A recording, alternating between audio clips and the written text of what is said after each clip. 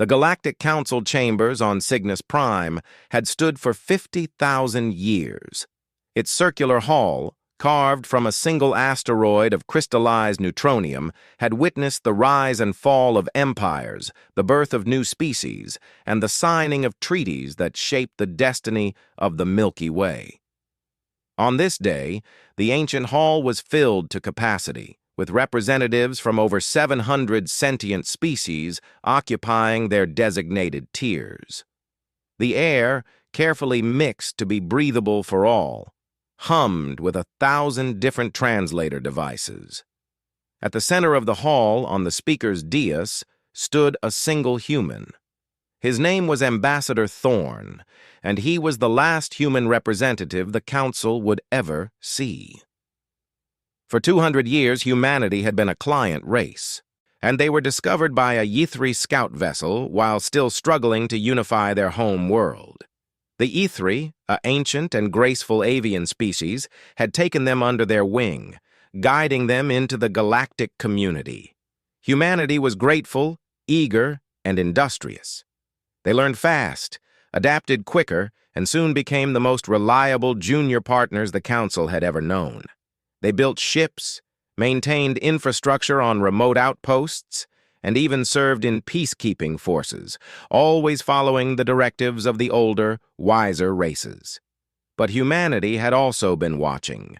They watched the Xylos manipulate trade routes to keep entire sectors dependent on them. They watched the Hierophants of the Vexar use their religious authority to suppress technological advancement in younger races. They watched the Council itself, on a bloated bureaucracy, fail to act while the Quarn, a militant race, slowly annexed 12-star systems, citing historical claims. The Council debated. Commissions were formed, reports were filed. The Quarn kept conquering. And when the Quarn finally set their eyes on a small, resource-rich colony at the edge of human-settled space, humanity finally understood their place in the galactic order. They were not partners. They were tools, useful, but expendable. The Quarn, massive, thick-skinned beings with a culture built on martial conquest, had no respect for the Council's bureaucratic delays. Their representative, a hulking figure named War Master Cathar, slammed a fist the size of a small child onto his delegation's console, causing a ripple of silence through the hall. "The Solari system is strategically vital to our security," he boomed, his translated voice a guttural roar. "The human presence there is a negligible inconvenience. We have offered them relocation to a more suitable, less contested area. They have refused. Therefore, we will exercise our right of eminent domain under the ancient codes of territorial necessity." A murmur rippled through the Council. Ancient codes was a polite term for might makes right, a concept the Council had been trying to legislate away for millennia with little success. Ambassador Thorn stepped forward. He was not a large man, but he carried himself with a quiet stillness that drew the eye.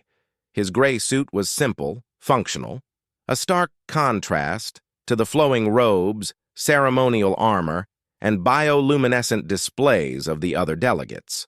"War Master Cathar," Thorn began, his voice calm and even, carrying through the hall without needing to shout. "The Solari system contains over 8 million human civilians. Farmers, engineers, teachers, children. They have developed that world for 50 years. It is their home. Relocation is not an option they have refused. It is an insult they have rejected." Cathar laughed, a sound like grinding rocks. "Their sentiment is noted and dismissed. The Quarn war fleet is already en route. This is not a negotiation, human. It is a notification." The Council chamber erupted. The Xylos trade delegate immediately began calculating the economic disruption. The Vexar Hierophant mumbled a prayer for the inevitable but regrettable loss of life. The Ythri elder, who had first welcomed humanity, looked on with sad, ancient eyes. He but said nothing. He knew the Council's power. It had none. Thorn waited for the noise to subside. He looked around the great hall at the representatives of 700 species who would debate, condemn, and ultimately do nothing. He saw their apathy, their fear, their comfortable reliance on a system that preserved their own power by sacrificing others. He pressed a small device on his wrist. A low hum filled the chamber, and a holographic projection flared to life above the central dais. It showed a section of the galaxy, with the Quarn fleet, a collection of 200 massive warships clearly marked. They were on a direct course for the Solari system. "As you say, War Master, it is a notification," Thorn said, his voice still calm. "So allow me to offer one of my own." The image on the hologram shifted, zooming out, and a new set of icons appeared, far smaller and more numerous, emanating from human space. They were not heading towards the Quarn fleet. They were moving to intercept it from multiple vectors. "What is this?" Cathar growled, leaning forward. "A defense fleet. Your pitiful ships are cargo haulers with guns bolted on. They will not last a single volley." "No," Thorn agreed. "They are not a defense fleet." The human ships, thousands of them, converged on the Quarn armada. They were, as Cathar said, smaller, less armored, and less heavily armed by galactic standards. But they were also faster, more maneuverable, and they did not form a battle line. They swarmed. The hologram showed the first exchange.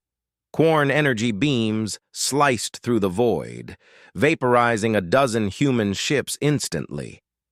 But the humans kept coming. And they fired their own weapons, smaller kinetic rounds and missiles, which the Quarn shields absorbed with ease. It looked like a slaughter.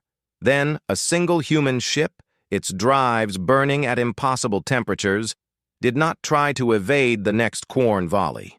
It flew straight into it. Its shields collapsed, its hull melted, but its momentum carried it forward. It slammed into the bridge of the lead Quarn dreadnought. It was not a warship. It was a missile. The hologram flickered as, one by one, dozens, then hundreds of human ships replicated the maneuver. They did not try to win a ship-to-ship engagement. They turned their vessels into projectiles, their FTL drives overloading a microsecond before impact, creating catastrophic explosions that ripped through Quarn shields and armor alike. The chamber was dead silent, and the Xylos delegates' data slate clattered to the floor. The Vexar Hierophant stopped praying. The E3 elder's eyes went wide with a horror he had not felt in 10,000 years. In the holographic projection, the Quarn fleet was gone, not defeated, annihilated. Twisted wreckage drifted in the void where 200 of the most powerful warships in the galaxy had been. And the humans, they had lost over 4,000 vessels, 4 million souls. Thorn's voice was the only sound in the universe. That was not a defense fleet, War Master. That was a message. Humanity will not be relocated. We will not be threatened. We will not be traded, debated, or dismissed. For 200 years, we have sat in these halls and learned your ways. We learned your politics, your economics, your carefully balanced systems of control. And we learned that they are built on a single fragile premise, that no one is willing to pay the ultimate price.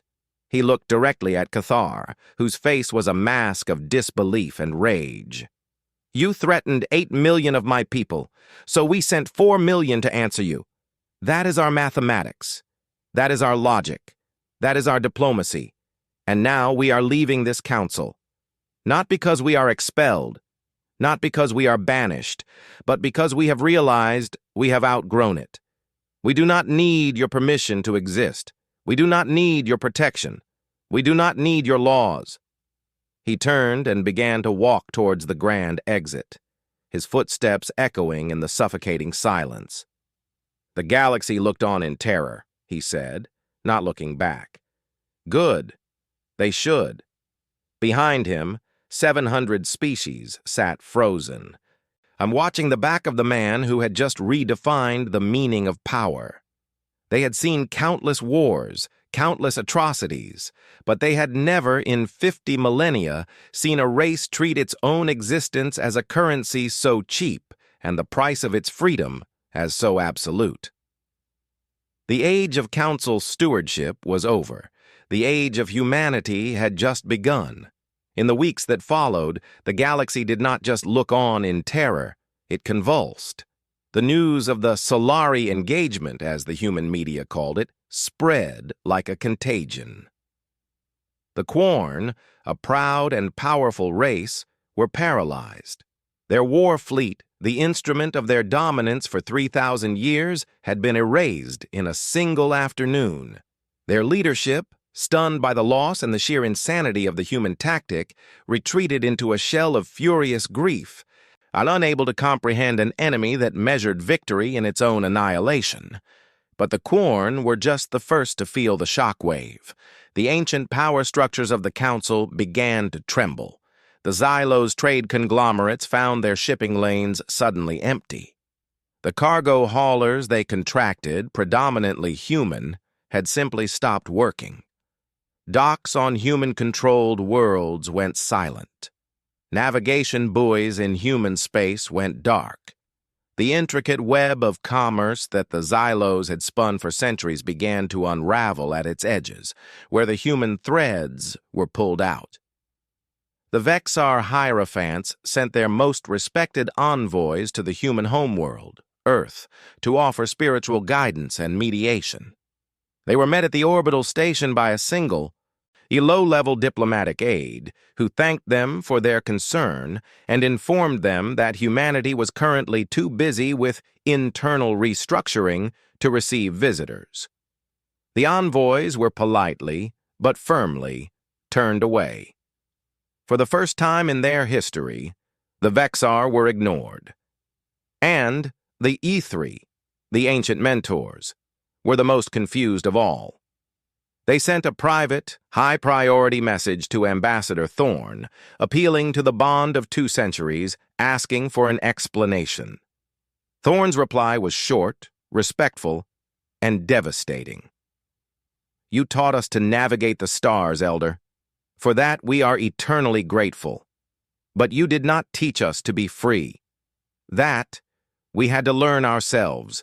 We do not blame you for the galaxy you introduced us to, but we can no longer be a part of it."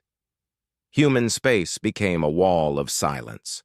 All human colonies, from the heavily populated worlds of Alpha Centauri to the remote mining outposts in the Cygnus Reach, went quiet.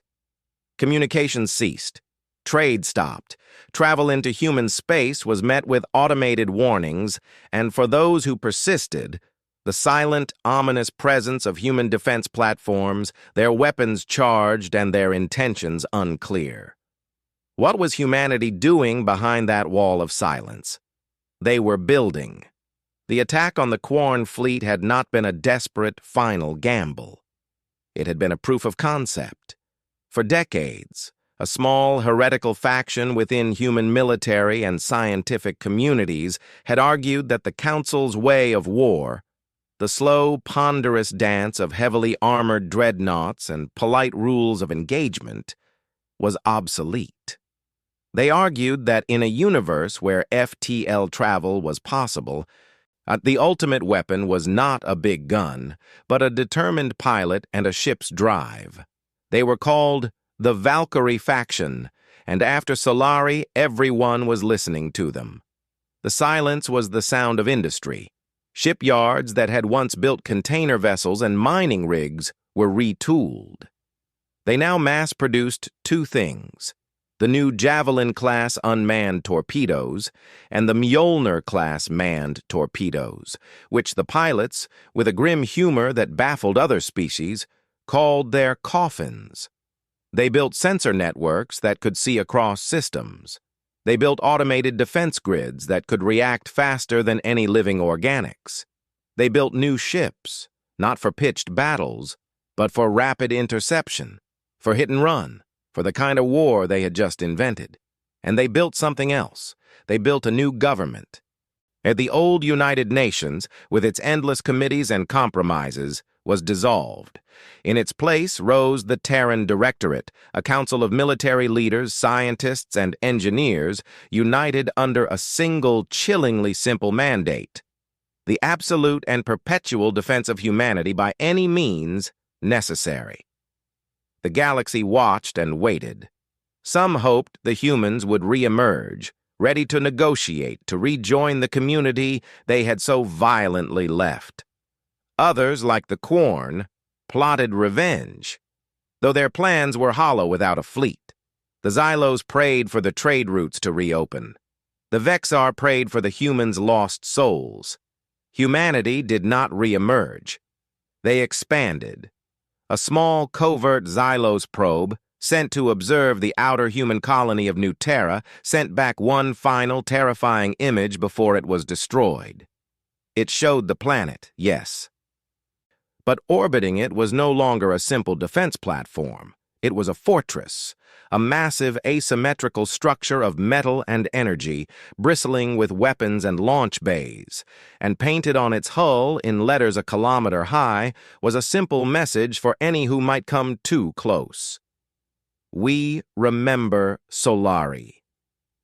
The galaxy understood. This was not a retreat. This was a consolidation. Humanity was not hiding. They were sharpening their claws. 3 years passed. 3 years of silence, of fear, of economic stagnation for the species that had relied on human labor. The council, weakened and irrelevant, held session after session, but the empty human delegation seat was a constant, glaring reminder of their impotence. The Ithri elder who had first welcomed humanity died of old age, some said of a broken heart. At his last words a whisper, "What have we unleashed?" The answer came not from Earth, but from the edge of Quarn space. A new race, the Telkan, had been discovered by a Quarn scout ship. The Telkan were a peaceful aquatic species, just beginning to explore their own star system. To the Quarn, devastated by their loss to humanity and desperate to restore their prestige, they were the perfect target.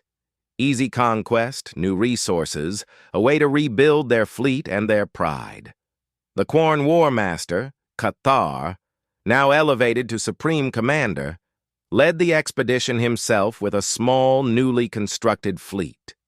It was a fraction of their former power, but more than enough to subdue a pre-spaceflight species. As his ships entered the Telkan system, he broadcast a demand for unconditional surrender, his voice filled with the old arrogance, although it rang a little hollow now. The Telkan, terrified, sent out a desperate, system-wide distress call on every frequency they could manage. They expected no answer. They got one. It was not a voice. It was a presence, a gravitational distortion, a ripple in space-time that every ship in the system felt in their bones.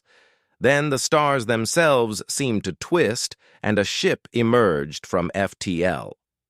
It was unlike anything the galaxy had ever seen. It was not built for elegance or tradition. It was a wedge of dark metal, scarred and functional, nearly 50 kilometers from tip to tail. Along its flanks, thousands of launch bays irised open. It did not broadcast a challenge. It did not announce its intentions. It simply arrived. A single, clear voice cut through the Quarn fleet's communications. It was human, calm, and carried a weight of absolute authority. Supreme Commander Cathar, you are in violation of Terran Directive 7. You are attempting to subjugate a species incapable of self-defense. Withdraw immediately. Cathar stared at his screens, his thick skin paling. This is a Quarn matter. The Telkan are in our sphere of influence. You have no authority here. You are not even part of the council. The human voice was silent for a moment. Then it returned. The council is irrelevant.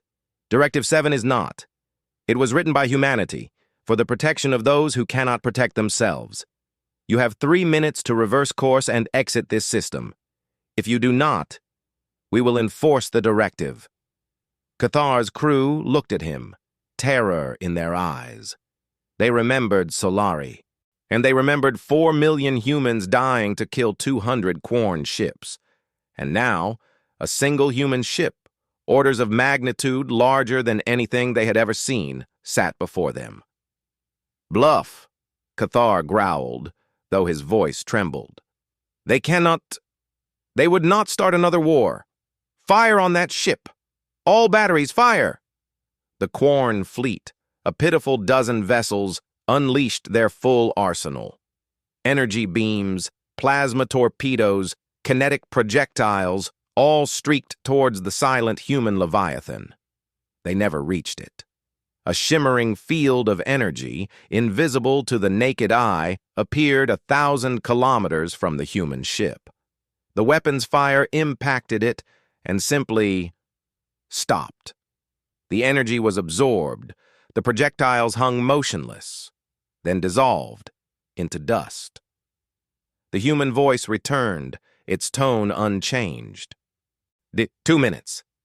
Cathar screamed at his crew to fire again. They did. The result was the same. 1 minute.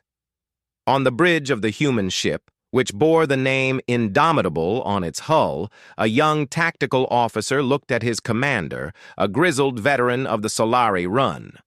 "Sir, the Quarn ships are powering weapons for a 3rd volley." The commander, a woman with eyes that had seen 4 million of her friends die, nodded slowly.